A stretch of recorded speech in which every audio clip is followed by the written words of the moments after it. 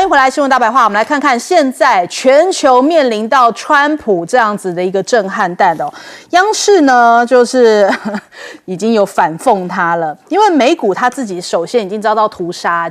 重挫了1600点哦，结果呢，这个川普还觉得挺好的呀。那这样子的一个美股大屠杀，结果川普讲说手术结束了，病人活下来了，觉得自己太棒了，好棒，美国要再次伟大了。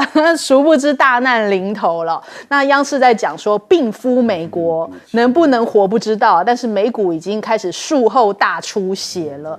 那这样血洗美股之后，川普是怎么样呢？川普还不只觉得自己太棒了，他还要去打一下高尔夫球哦，所以他跑到了这个佛州迈阿密的高尔夫球俱乐部，这是沙国所赞助的一个高尔夫球比赛啊，他还去那边开心的打小白球，然后还告诉大家说，哎呀，这个现在这个时间点我会很忙的，怎么忙？因为好多人要打给我啊，全世界都想要跟我们谈协议啊，股市将会繁荣起来啊，我们来听听。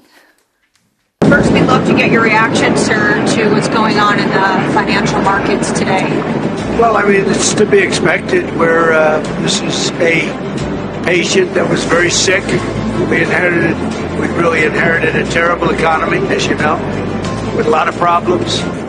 对，看起来他自我感觉相当的良好啊，他完全不知道，他做了些什么事情。现在全世界大家可能都夜不成眠了，只有川普一个人感觉自己这个绝佳状态。那再来，我们看到了美国的州长也批评了川普，说你根本不懂经商，现在美国要被你搞破产啦，你是不是还停留在80年代啊？每一位经济学家都会告诉你，这些政策是行不通的，你是要带着美国走向灭亡吗？所以这样自残式的关税哦，其实已经让美股哦。3大指数创下5年来的最大单日跌幅哦，纳指跌了5.7%啊，标普500跌了4.84%，道琼这个跌了3.98%哦，这个也是。特别是道琼指数啊，它是创下了2020 6月以来单日最大的跌幅啊。那当时那个情况、那个时空也是因为疫情哦，所以现在看起来，美股受重创，但是川普感觉好棒棒啊。那再来，美债的殖利率也是同样是重挫，已经到了这个今年以来的最低水准。同样的，在码头也是一团乱啊，因为一堆准备要出货的这些这个货运船哦，全部通通都喊卡，要么掉头哦，要么就是因为不知道开过去到底那个会不会反而还赔钱，所以大家全面的喊卡，接下来恐怕又要出现这个大震荡哦。那还有呢，这个美国的 GDP 现在也被预估恐怕要失血4000亿美元呐、如果各国开始产生报复，那后果影响更大。全球的贸易哦，现在会不会变成另外一个新的现象呢？日渊谈天就讲了。接下来恐怕会变成全世界绕开美国来贸易，美国是把自己自绝于全球自由贸易之外哦。大陆的商务部也是强烈谴责这是单边恫吓的做法，将会采取报复行动。那这样子的做法呢，其实像是美国新公民自由联盟也提起了诉讼啊，试图要阻止川普对于大陆进口产品征收关税，然后说川普已经超越了他的许可权。那 BBC 甚至讲。大陆的商品被美国课征了54%的关税哦，那这无疑会造成出口美国的陆气损失。北京会采取一些反制措施哦，那这其实最后的结果变成川普的举动会是送给这个习近平的一个礼物啊，因为很多人在讲说，这可能对于北京的影响是短空长多啊，就是接下来美国再次伟大恐怕并不见得能够发生哦。但是呢，这个美国接下来面临到的通膨或者是这些后果，或是经济衰退，恐怕是他们没有办法所承担的。那目前加拿大已经祭出了这个反制措施，说对于美国的一些汽车哦，要课征25%的进口关税。那还有呢，马克宏他也讲了，讲说这个重要的是未来的投资哦，过去几周宣布的投资哦，接下来要暂停一段时间，直到跟美国把这件事情理清楚，掰扯个明白。那首先我们来问一下亮哥怎么看？我觉得现在是在角力啦，就是说，我出口商要出货到美国，那这个关税成本由谁来承担呢？因为实际上是美国进口商要付关税，对不对啊？那这个钱由谁付？重点在这里啊。比如说你 BBC 这个报道太快了吧？你认为那个关税中国的出口商会自己承担吗？还是转嫁给美国消费者？我们随便举个例子啊，对啊，比如说 iPhone 嘛，你 iPhone 就一定会涨价嘛，对，所以为什么苹果的股票大跌9%嘛？他说可能一支6万到7万。是啊，是啊，7万，是啊，就是这样啊。那你认为苹果公司会自己吸收这个关税吗？还是转嫁给美国消费者？那如果说他要转嫁给美国消费者啊，那对中国出口商他没有伤啊，因为中国出口的，比如说富士康啊，富士康就照样送货啊，那苹果就付他钱嘛，那苹果就卖贵给美国消费者，那可能就会导致苹果手机在美国销量变少，对不对？所以为什么？所以我为什么说这个需要一点时间来观察啊？你去看中国大陆嘛，2018川普第一次打贸易战，对不对？那结果打到了2024年，中国大陆出口到美国还有5000多亿耶。为什么会这样？表示很多成本不是他吸收的啊，可能就转嫁啊。对，所以这个恐怕要看2-3个月才看得清楚了。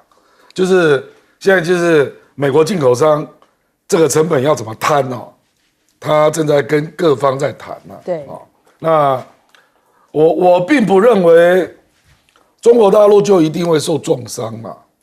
比如说你加到54%啊，这税听起来很高，没有错了啊。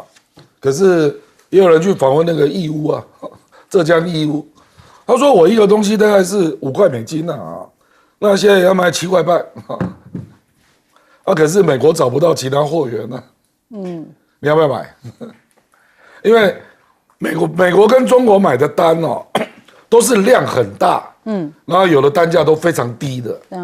你找得到替代货源吗？你如果找不到，那你还是非买不可啊。对，那只是说看美国消费者要不要买账啊，就这样。好，请教税将军。这个东西啊，你卖贵了，一定会损失很大一批购买人的意愿的。你先买东西，不管是美国人、中国人，第一个货比三家嘛，第二个揣揣自己的口袋嘛，像你这样搞，美国人的口袋会变得比较深吗？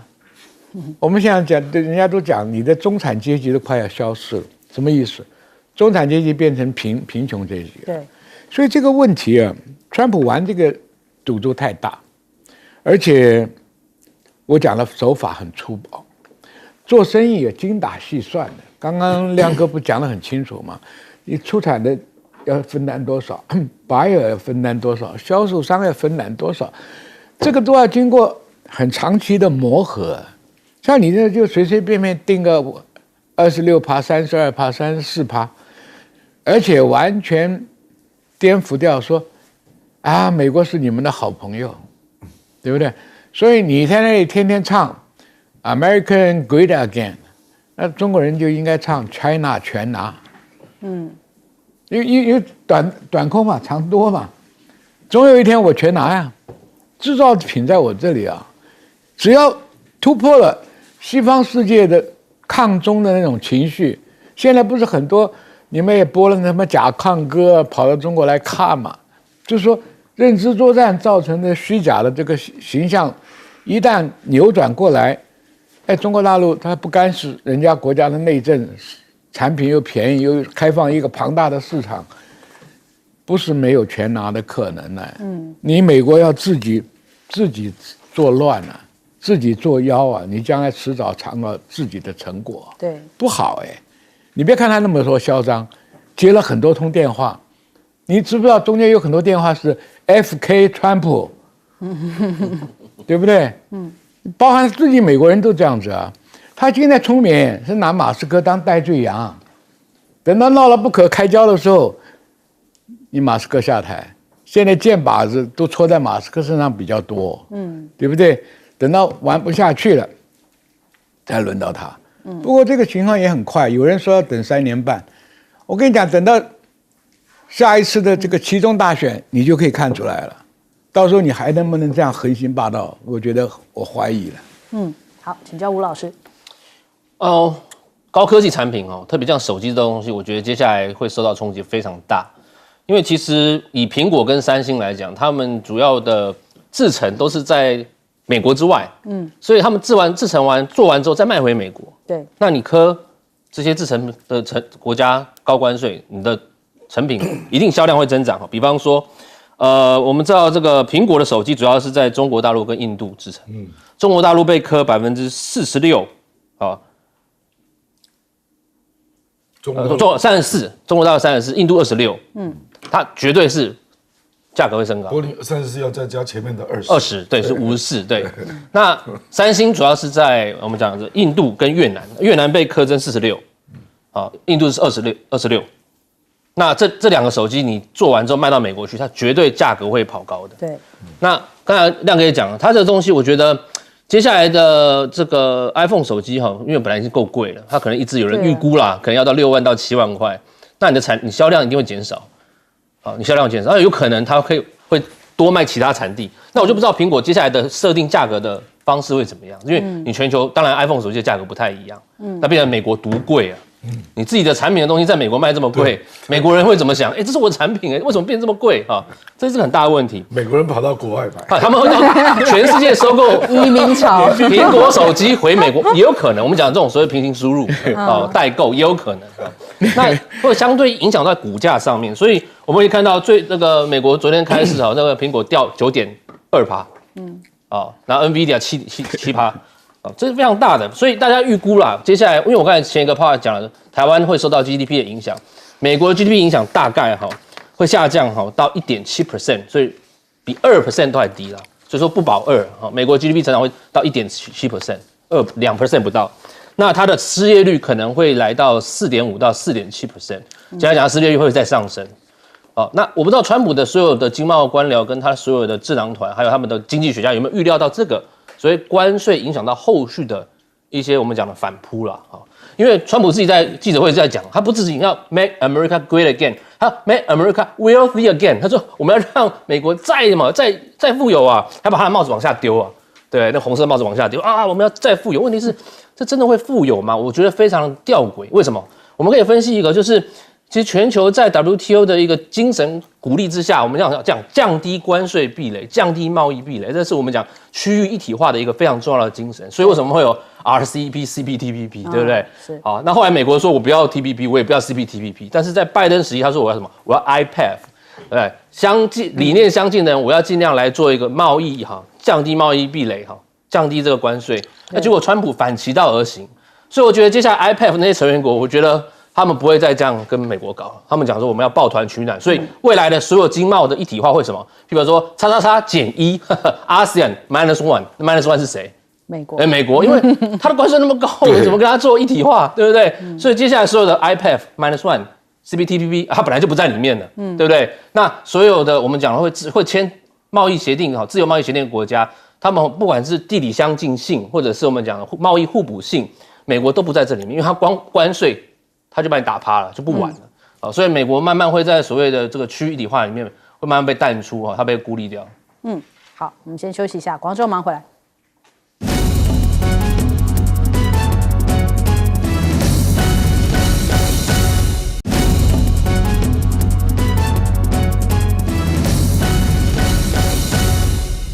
好，现在目前甲亢哥的风潮仍然在中国大陆持续延烧当中。他今天是到了香港去出现在香港街头，而且还热情的用粤语就他还会讲粤语讲那个雷猴这样子，用粤语在跟大家打招呼而且呢还打卡了印有这个 C 罗的双层巴士那他去到香港那边看熊猫，他主要是说本来要去成都看熊猫但是因为怕吓到了熊猫，所以成都那边就没有让他去看，他跑去了香港看那就看到那个2只熊猫，有熊猫妈妈跟熊猫小孩的互动，他觉得太可爱了，还说我可以买1只带走嘛。然后结果那个熊猫那边的这些工作人员就说，恐怕是不行因为他昨天看了车很喜欢，就想要买现在看熊猫也想买不过他这一次呢，他真的是让这个中国大陆的这个一镜到底播送了全世界。那他这几场的直播平均观看量都有700万，重重庆的话是到了809万，成都是824万，河南是760万，北京是552万哦。所以整体来说，这几场直播已经向这个全球展示了一个真实、现代、先进而且充满活力的中国啊。这一句话是这个目前微博上面很热搜的一个词条下面的评论哦。那我们来看看他今天的一些相关的行程哦，还有大家重置了一些他的一些画面，就发现到他去到那边看到了中国大陆哦，很热情、很外向，甚至还有这一个不起舞团直接去跟他斗舞哦。我们听到现在这画面上面是这个科目3的这个跟他们直接跳起来啊，然后跟甲亢哥有一个互动啊。那再来就是甲亢哥这一次去到了中国大陆，本来去的时候好像有一点忧虑哦，就说去到中国大陆他也不太了解中国是怎么样子，所以他本来带着保镖去哦，一开始保镖就是好像严阵以待，任何人要靠近都要赶快这个阻绝哦，因为去到了像挪威他还被去扯头发，去菲律宾还有人去追他的车哦，但是到了中国大陆一开始的时候保镖是严阵以待，后来保镖自己也玩开了，就是觉得说现在中国大陆的这个治安挺好的哦，每个人上来都是跟他很热情的互动，但是也没有什么样的一些危险情况，所以后来保镖自己也在那边忙着拍风景啊，甚至还跟旁边的人聊天哦，所以人家说理解的以为是这个理解的知道是当保镖啊，不理解的以为他们是一起来旅游的朋友哦。那再来我们看看现在目前大陆的官方媒体甚至在报纸上面也抛出来，在头版就出现了甲亢哥哦。那标题就是说重庆的魅力让美国的网红很惊叹，他就吃辣的冰淇淋、理发，还有跟当地的这个重庆大妈一起跳广场舞啊，都展现出来，就是其实这个中国大陆的各方面文化也好，不论是科技啊，或者是一些接地气的，通通都是可以向世界来展示出来的。那我们另外看看这个弗里曼，他最近也去到了中国大陆哦。他是写世界是平的这一个作家，然后他是在纽时有专栏嘛。然后他说他看到了未来，但是他不在美国，那在哪里呢？他是看到了华为的明日世界。我们来看看下方这照片，非常漂亮，就像未来世界一样。他说这是华为在上海的练秋湖研发中心哦，花了3年多就建成了，有104栋单独设计的建筑，而且有修整整齐的草坪哦，像迪士尼式的单轨列车来连接，然后可以容纳3.5万名的科学家、工程师，还有其他的工作人员的实验室哦，提供了100家的咖啡馆，还有健身房，所以哇，这是给科学家一个未来城的那种感觉啊。那华为其实最近大家还有讨论，他们有一个管理层的这个大合照，结果在中间的不是任正非啊，任正非反而是站在最旁边，他们就笑称说被边缘化，其实不是哦，任正非每一年其实都是如此哦，他的惯例就是华为不是他一个人的华为，所以他都习惯是站在旁边的位置，也代表说华为其实很重视大家是一个团体作战，也很重视大家的福利啊。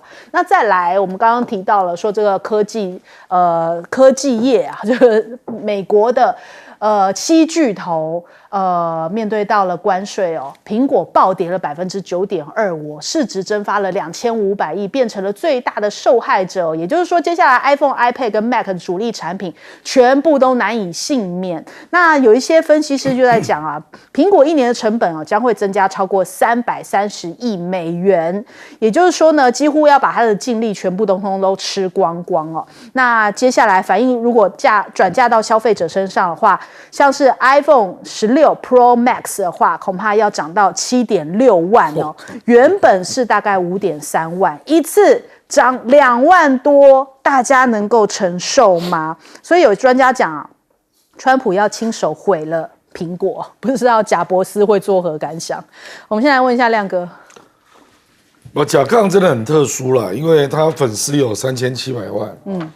那因为以前这一类，因为大陆开放免签旅游好一阵子了嘛，对。可是从来没有出现过这样的直播，他直播可以长达到将近6个小时。对。比如说少林寺那一集直播大概1个多小时，那流量现在是将近500万。那因为它是长直播嘛，所以不太可能造假。对，你知道我的意思？对，因为你如果短直播，你还比较可能造假。所以这个绝对是真的啊。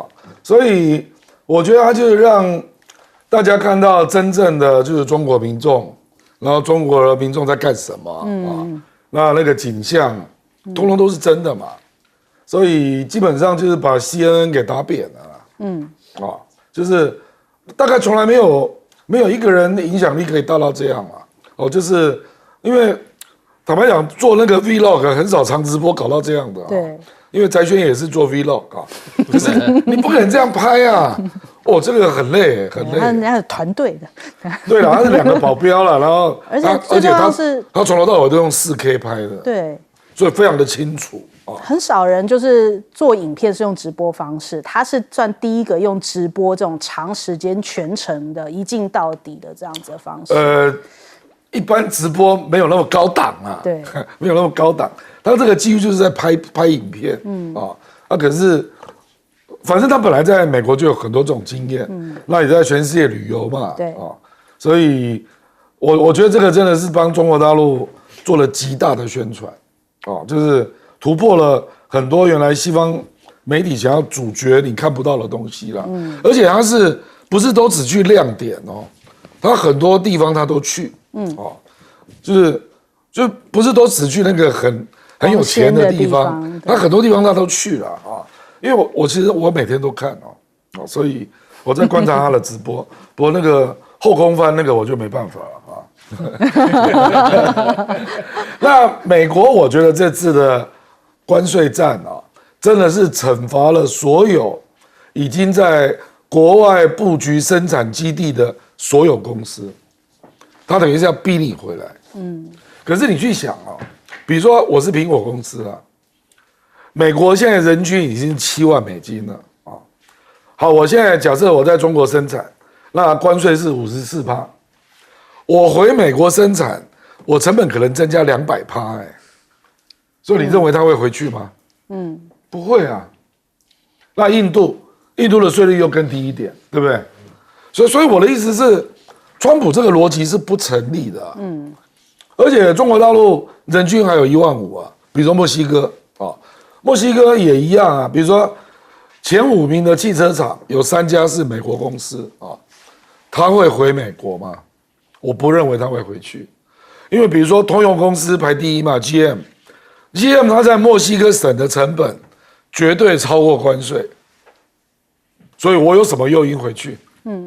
我回去还要一大堆其他的环境的要求啦、工资啦，一大堆，土地也比较贵。那墨西哥政府可能会帮忙我拿到好大的一块地之类的然后他就等着墨西哥经济成长，我连地都赚到钱了。所以我认为川普这个逻辑真的是不成立就是他希望经由关税来逼世界上的一些制造业都去美国设厂。我觉得大概除了台湾之外啦，谁会配合你玩这个台湾那个是没有办法，因为台积电你很多东西都掌握在人家手里，然后他的供应链就跟着一起去嘛。那就是这样的一个情况。那其他国家哪有这种问题？所以我不认为他会成功好，来问一下帅将军，这个东西你想想看，商人是精打细算，不像你这种耍政治手腕这种喊法。刚刚亮哥讲得很清楚你算一算嘛，我回美国我要亏多少钱？第二个，现在的工资高，他回到美国的话更用自动化，越自动化是雇佣的人手就越少。你要晓得，以前富士康在中国大陆，它的制造业养100万人工人，制造业，对不对？那你现在这制造业都在海外，都已经找到它的利基，它赚钱的这个东西，你要逼他回去，他一定会精打细算。对，就是精打细算这个。第二个，这个国家要赚钱，要靠科技上的创新，创新以后才能带动你的产品能够卖到高的价钱。你像当年苹果是靠品牌、靠创新，每年换新的东西，吸引很多果粉嘛。但是你要创新，还是要靠一大堆的研究人员嘛。我觉得华为很了不起啊，作为一个科研工作者，一天24小时都在想他的事情，让他生活上完全没有顾虑。今天打造的这个园区啊，像个迪士尼乐园一样，交通方便，住起来舒服，实验室也有，对，交通工具也有，安家一家老小根本就不要你管，这样东西就容易创出新东西出来。所以尤其是任正非这个人又很谦虚，你看他拍照，他从来不站在第一排，他也没有低调，不像马云那个时候展示他的这个多才多姿啊，是吧？他没有，他是真正在做事哎，所以现在中国政府也愿意协助他嘛，他能做出些东西来嘛，所以这个问题哈，晶片大战的成败啊，我觉得它很有关系。你美国封锁吧，再锁到最后，弯道超车出来的晶片这个市场，我刚刚讲嘛 ，China 全拿，搞不好这个东西是他全拿，所以我们要看长远一点，就是说有没有投资者，有没有去努力去工作者，有没有人去搞研发的。我是军人，我看的最突出的是他军武科技啊。96的时候我们看不起啊对方啊，空军比不上我们，海军比不上我们，对不对？你要做跨海作战，几乎成功公算不高啊。你可以打，你来打，能赢的机会不大。现在一看，简直我们现在是没有毫无胜算的。那飞机差个2代，船舰差了上千吨，那你怎么弄啊？所以这个问题啊，科学家、教育、政府给的环境，它是环环相扣的。所以，川普跟习近平这场大战呢，后果我们可以可惜，东升西降，我们已经心里都有这种感受了，可能会更加速，更加加速了，speed up。好，我们来请教吴老师。我们刚才讲到一些是手机的部分，像我们讲，比如说电脑，个人电脑，个人电脑也是一个非常关键的，因为其实现在85%到90%的个人电脑的组装成品是在中国大陆。那中国大陆这次被科34+20，54%。好，那接下来你卖到美国去的个人电脑，铁定又要变贵了。所以最近的调查 ，PC 在美国的价钱呢开始往上调了。那当然他们现在各国会去谈判了。好，比方以个人电脑来讲。那如果各国谈判，是不是个人电脑这个组装的产线会大概有些会往越南或泰国，好，还有可能是缅甸去移，好，印度。问题是这些国家也被美国科关税，跑不掉。所以个人电脑坦白讲，他们接下来也难逃尤其在美国，个人电脑价格也会上涨。所以手机上涨了，个人电脑价格也会上涨。这没办法比。有人说iPhone 手机这么贵，我不如买电脑。对不起，笔电跟个人电脑都会变贵。这是一个特色。伺服器我们讲伺服器的 ODM 最主要来自于台湾跟越南，我们组装 L6 的主板，然后再送到墨西哥去做 L10 的主板，做完整个板伺服器再卖到美国去。那因为它符合一个条件，是因为这个所以这个板L10 主板在墨西哥组完之后卖到美国是符合的 USMCA 免关税，所以基本上这一部分可能受到影响较小啦。但是呢，那可能接下来很多伺服器可能就往墨西哥去挤。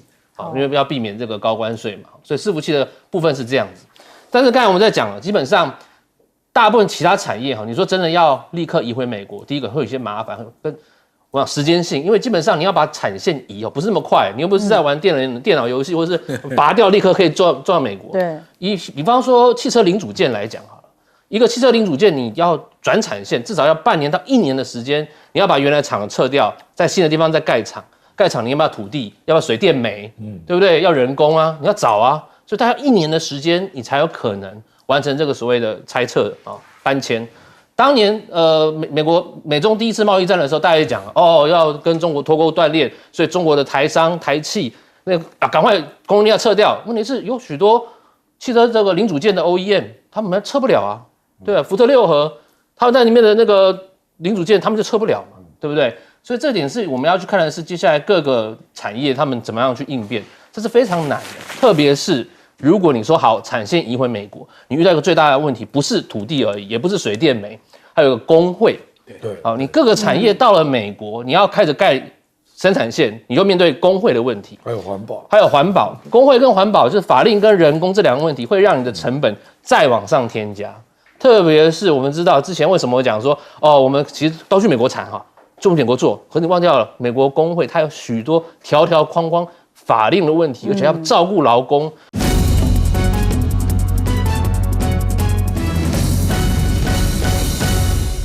欢迎收看《新闻大白话》，我是主持人翟轩，马上欢迎一下这个阶段加入我们讨论来宾，退役中将帅化明，主持人好，各位观众大家好，耶鲁政治学博士郭正亮，大家平安，政大外交系教授吴崇涵。翟轩好，大家好。好，川普的关税已经让这个整个亚洲主要是一个重灾区的聚集地啊。那特别这个很多的盟友，像是日本、韩国也是首当其冲。那我们台湾就不用说了，我们台湾因为这个主政者还在睡嘛。那我们再来先看一下日本呢，日股已经连续2天的暴跌。台湾是因为这个连续假期所以我们现在还没有先排。那这个潘朵拉的盒子要在周一的时候掀开来，恐怕也要有迎来一波的补跌啊。那先看看日本呢，日本的这个指数早盘是下跌了2%，然后韩国的综合股价指数也是下跌了1%，越南股市也受到了重创啊，中场暴跌了6.69%，也创下了2001年以来最大的跌幅。那川普就讲到日本咬牙切齿，讲说朋友比敌人还糟啊，对美国的稻米科了700%的税啊，日本都觉得说这个没有逻辑啊，没有办法理解啊。4月2号这个解放日对于日本来说的话，川普施加了24%的关税，就已经让日本都崩了哟。那他还批评南韩跟日本的车市8到9成为自家制造。那这个美国车在日本卖不动，还讲说就贸易而言呢，这个朋友比敌人还糟糕，就在怒斥日本甚至还重提了稻米关税的事情。但是日本他们就左思右想，就说怎么会算出这个数字这个逻辑计算不能理解啊。那所以我们看到了这个日本的一些官员，比方说内阁官房长官林芳正他就讲说真的是超乎预期，他们觉得这个现在不知道该怎么样来找美方谈判因为美方这个关税的计算方式他们算不出来，他说如果美方不说明的话他们是无法理解的。那还有川普是不是已经表示关上了协商大门所以现在日本政府非常头痛，不知该如何解决。韩国媒体也提到了说美国这个对韩对等关税是26%其实是 FTA 缔约国当中税率最高的。换句话讲，看起来日本韩国虽然是美国小老弟但是在这一波里面仍然受到了重创。第一岛链现在很动荡除了这个对于韩国来讲，今天上午的时候有这个重磅消息就是宪法法庭的8位法官一致通过，就是尹锡悦遭到了罢免在韩国时间南韩时间上午的11点22分宣布这个尹锡悦被解职，那需要在60天之内来进行大选。那他这个宣判呢，其实有9万多人要申请这个旁听席那依照规定，大概呢大选要在6月3号左右，这个可能是这个时间点再来举行大选。那换句话说，尹锡悦也成为了南韩第2位被弹劾下台的总统了。那大陆的商务部现在也针对这个中日韩接下来经贸部分是不是要采取一个合作的态势呢？根据中国大陆的商务部发言人，他就讲到了，他说现在这场中日韩的会议是事隔5年再次召开，也体现3国经贸部门在当前全球经济不确定增多的背景之下要展现一起度过难关就是因为川普这样的一个重磅其实整个亚洲都受到影响。那日本的共同社也报道了，他说呢，这个中国国家主席习近平也计划在今年的下半年会访问南韩，看起来就会变成这个美日韩同盟关系可能要瓦解了，转而由经贸上面转向中日韩的一个合作关系。那再来这2天我们知道这4月1号2号的时候中国大陆进行了军演，就是这个海峡雷霆的军演嘛。除此之外呢，其实昨天上午的时候军事粉专这个 ADIZ 台湾 ADIZ 甚至还记录到在巴士海峡，美方的军机跟解放军的军机还发生了这个对峙主要是解放军的军机去拦截美国的军机。那现在这个对话也曝光了，我们来听一下。This military aircraft, this is Chinese Navy warship. You have entered China's Taiwan 24 nautical miles zone. of your course in Kibao. Military aircraft conducting formal activities in international airspace and exercising these rights as guaranteed by international law. I am operating with due regard to the rights and duties of all states. 所以虽然看起来这个军演是在2号的时候宣布这个圆满落幕，这是解放军这个军方的一个说法，但是看起来周遭仍然是一个这个警戒的状态哦。那在这个海峡雷霆演习的时候，其实美国的印太司令正在上海跟大陆的军方会谈哦。那这个举行为期2天的军事磋商。根据路透社的一个报道呢，就是他们举行了一系列的会谈，然后美国的军方在周4的时候表示，主要是要减少跟中方的军舰一些还有飞机啊这些不安全的行为。也就是说呢，哪怕现在正在进行对台军演，但是美国可能更在乎的是不是这个跟解放军之间这个军机啊，或者是一些军舰上面不要起冲突哦。那是不是美国也看到了这个危险讯号？我先跟你谈好，我们这个线划在哪里？是不是代表美国也没有真的要来管台湾如何哦？那再来这个中美海上军事安全磋商，大陆方面他们讲说将会回应一切危险的挑衅行为。那中国大陆的海军呢，他们是指控美国的军舰军机在中国大陆的周边的海空域进行侦查，那测量还有高强度的演训活动，其实很容易造成误判。扬言如果美方造成任何的危险挑衅，一定会做出相对应的回应啊。那这个首先我们来请教一下亮哥。那个川普的关税还没有结束啊，他大概刚刚又说，接下来还要再公布半导体还有药品的关税。那日本为什么会感到纳闷啊？因为川普这一次并没有行业关税啊，他是针对国家的总税率嘛，那希望你主动调整啊，所以你怎么会特别去提日本的稻米税呢？这个简直莫名其妙。那我觉得接下来那个药品跟半导体也会上到台湾。那目前是这样啊，加拿大已经表态要采取反制措施保护劳工啊。那中国大陆也表示要采取反制措施，欧盟说要针对美国的科技公司还有金融服务业采取反制措施。那其他的亚洲国家还有了日本啦、英国啦，大概就是没有那么强烈了啊。那可是他们也现在具体讲说自己要干嘛的啊，大概是越南啊、印度啦。那他大概是要调降一些进口税啊。可是我到目前还很少看到说愿意购买大量的美国的东西啦。这个方面我倒比较少听说啊，愿意调整自己的税率的，我认为会有不少国家啦，可能也会包括台湾啊。那我就不知道川普到底要得到什么东西啦，因为我目前看来，和那个我们讲比较大的经济体，就是中国跟欧盟嘛，我看起来是不可能买账嘛。那你如果扣除中国跟欧盟不让，那你几乎可以预期。出口到美国的东西一定会减少嘛？因为事实上，昨天已经传出有越南跟从中国出发的到美国的货轮，被叫停。对，因为成本太高了。对，那有些人就觉得要再看一看啊。那我觉得这个现象一定会越来越多，就是大家就宁可先叫停嘛。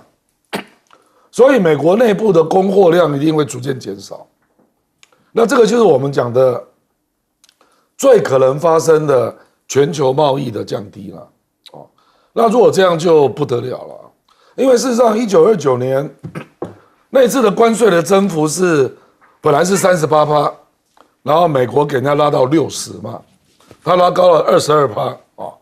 那个时候主要的市场是在欧洲嘛，欧洲就直接反制啊。那反制的结果。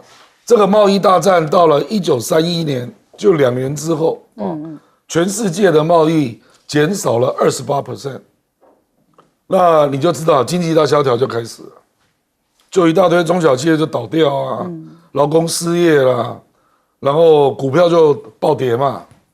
那后来大家都知道结果嘛，就是纳粹的崛起嘛，哦，那罗斯福就是新政嘛。那我觉得这一次最重要的2个经济实体就是中国跟欧盟，那也看不出要让步的样子啊。哦，那川普不是讲吗？说你如果都不做回应，我就加码。我看你川普怎么加码。哦，所以我这种大话听多了啦。哦，那美国自己也是莫名其妙，比如说今天那个商务部长鲁特尼克说啊，你只要芬太尼停产，我关税就可以减20%。我觉得这个就跟儿戏一样啊！你这是什么商务部长啊？就胡说八道嘛。然后川普也说啊，只要 TikTok 卖给美国，我们就可以降关税。我跟你讲，你如果都是用这一种随便想到的就乱讲哦，我觉得中国根本就不会理他了，就是这样。好，来请教一下将军。他不是不想理他，人家根本不想甩你。这个问题啊，今天这个世界大乱已经开始了。我跟你讲，大家都觉得，哎呀，世界大战离我们还远。我告诉你，1次大战爆发的原因是微不足道，一个没有权势的大公被刺杀，很多国家就搅进来。问题在哪里？就是说，晕染的环境啊，这个仇恨值跟这个互相利益上的纠葛，就是埋下战争的伏笔。就好像你在一个房间里面堆满了柴火，又撒上了汽油，你还在那边抽烟丢烟头，这就是我觉得不是好现象。这个关系大战刚开始，所有美国跟盟邦的关系已经开始裂解。那中国大陆也借这个机会忍受关税的痛苦，一方面也拉拢凡是被美国制裁的这些国家。所以川普表面上每天他的那个发言我看了嘛，今天讲，哎呀，你看谁又供应了几十亿美金，增加了1500个工作岗位，哪个国家又给我什么啊？台积电又来了，讲了一大堆，他就是在安心，哎，美国老百姓下一波就是通货膨胀，你们忍耐一下，美国的未来是美好的。问题是，你真的挨得过这一关吗？我跟你讲，通货膨胀是一定的啦。那各国的反制一定是精准的打在你比较痛脚上嘛？那你的，我不相信你共和党还能够维持在马上要来的期中大选呢。这个问题，马斯克也搞的是很左右为难，里外不是人呐，对不对？川普要未留，对不对？所以这个问题啊，这场大战胜败很难讲，我感觉到没有胜利的，都有损失。你想嘛？产业链、行销面，所有东西都打乱了。现在股市跌，当然每个商人都搞不清楚，被制裁以后我是什么下场，我这个生意还要怎么做？所以台湾老百姓不能是当吃瓜群众来看热闹。对，等到一开盘你就知道了。还有，日本跟韩国是美国的亲密的盟友，还订了有盟约，还有军队驻扎，他们才20几啊。就已经据理力争要抗议了，台湾32啊，坑都不坑呢？那我们养这些官员干什么呢？真的，你说台积电双手端上去，后面跟着6个厂要过去，对，我们已经没有什么赚钱的企业了，32的关税一加，怎么活啊？所以现在很多人打电话问我，我说我不知道，你们做生意的，你们各有各的窍门。啊，你投资在越南的，越南现在也很惨；对，你投资在墨西哥的，墨西哥也很惨，走投无路啊。所以这个问题啊，我们看全世界啊，中等国家都会跟两边的极端势力要拉拢的，不可能断掉一个脚。哪有像我们这样子只抱一条腿啊？那你看你现在抱谁啊？美国现在态度这样对你，你抱谁啊？好，来请教吴老师。我看到川普这个他的这个关税出来之后，我就想到这首诗了，我自己把它改来改哈。清明时节雨纷纷，川普关税欲断魂。借问台积何处有？亚利桑那又一村。这我想的哈，其实川普的关税这个32怎么算来？其实我们知道他就是把他的数学很简单又粗暴了。我看大家分析都这样子，他就是我们讲的相对逆差，就台湾的相对顺差，简单讲，它就是我们的顺差就除以出口的金额，好，得到63%点多，在64除以2就是32%。他说好，你就是32%。当然这是针对所谓的贸易顺差国，几个主要的，他这样加，前面还有10%哦，所以基本上我们是32%再加10%，对台湾整体关税是42%。对，这很高哎，我们一般台湾的关税一般就是6%、7%，对农产品是15%，台湾的这些关税。美国扣我们这么多40几%，我想所有货根本不用卖到美国去。对，那坦白讲，美国现在把这个关税拉那么高，它会不会有影响？刚才前面2位先前讲哈，这是史上继1930年之后最高的一次关税。我们知道1929年、1930年那个叫做 Smoot-Hawley 法案这2个参议员提这个法案，对2万多项的这个商品课关税，好，那让美国的整体关税高到60%几啊。那这一次川普是比这个还高哦，那基本上它会让这个整体比方说2024年的这个2.5%的关税水准，美国大概2.5%关税水准上升到13.8%。接下来如果是平均下来了，全各国下来，那台湾呢？我们现在大家非常紧张，因为我们一定受影响。好，那我看网络上有一些人说，不要担心了，我们的所谓的高科技产品依据 WTO 我们是不会被课关税哈。然后我们占了70%几是什么？工具机跟所谓科技产品，那个数据不对哈。其实真正的数据是我们的半导体的出口到美国的比重大概是38.4%，就占我们的总出口38.4%。我们的 GDP 在13%左右，就我们的半导体产品。好，那其他这些都会被课到所谓32%的关税。那这样的话会对台湾影响多少呢？基本上呢。我们讲财经专家的分析，大概我们的 GDP 的成长率从预期的2.9% 会下修到2%。就我们接下来的 GDP， 如果你不去谈判，好，你就让川普说好，你就32%，好，你不去谈判，好，那我们的影响它 GDP 成长率大概是2%。我们的 CPI 就消费者物价指数大概会跑到从1.6% 到2.5%，好，全部就是简单讲，物价会膨胀，通膨会再起来。我们 GDP 会下修，那对整体影响是有的，不是说没有影响啊。所以为什么现在看起来大家会非常紧张？是不管我们先不要讲我们的高科技产业了，当然他们已经早就布局，台积电早就去设厂正中美国下怀。川普就是希望你把关税拉高，他除了赚你关税之外，他要你移产地，汽车工业最好全部移到美国去盖厂，墨西哥全部移回来。好，那你们的高科技产业链全部到美国去，你这样就没有关税了嘛？但是如果我们的其他产业呢？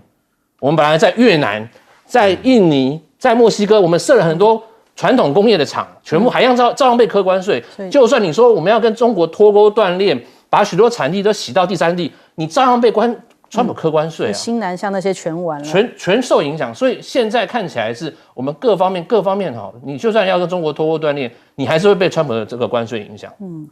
这是一个全球贸易我们讲的川普式的贸易独霸跟全面的战略退缩。好，我们先休息一下，广州忙回来。